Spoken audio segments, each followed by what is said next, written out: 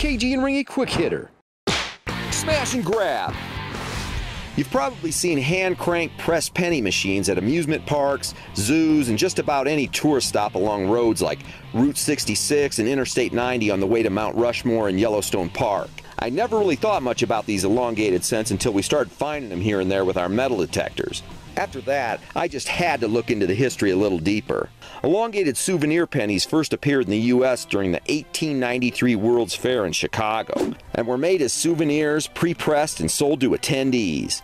The 1904 World's Fair, or Louisiana Purchase Exposition, continued this tradition in St. Louis using brand new 1904 pennies at the time.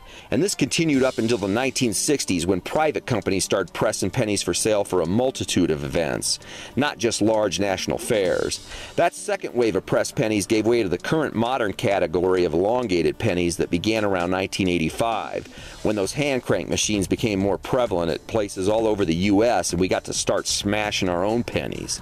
Something kind of satisfying about that. I love smashing stuff.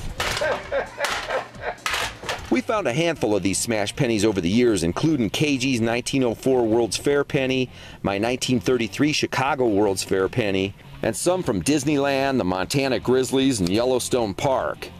Some are found with holes punched or drilled into them to make them into pendants. A few years back, during a digger shoot in Mississippi, I found one with the complete Lord's Prayer imprinted on it. I just happened to be hunting alongside our good buddy Marty, who happens to be a preacher, so I offered it to him. He declined with a big grin on his face and said, "I think you'll be needing that more than me." Funny guy. During our travels, I like to squish a few pennies whenever I find one of these machines, and I even found one in Vienna that let me smash euro coins. It's illegal to deface money in any country, but a lot of countries, including the U.S., have a legal exception for these pressed penny machines.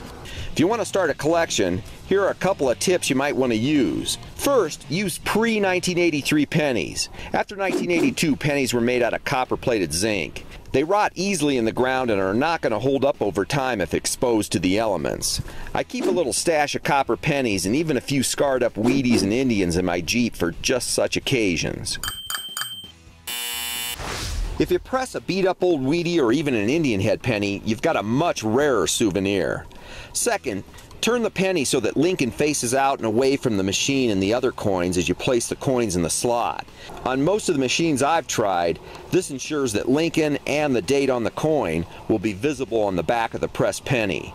If you've got an old unreadable no-date Wheatie, then it might be more fun to turn the wheat side out so it's more visible on the back of the resulting token. It's a pretty cool tip if you really collect these. I like it. All right, let's move on to the next one. That one turned out pretty good. Well, there you have it. Elongated pennies. Fun to smash, fun to find, fun to collect. Ringy out. Quick hitter.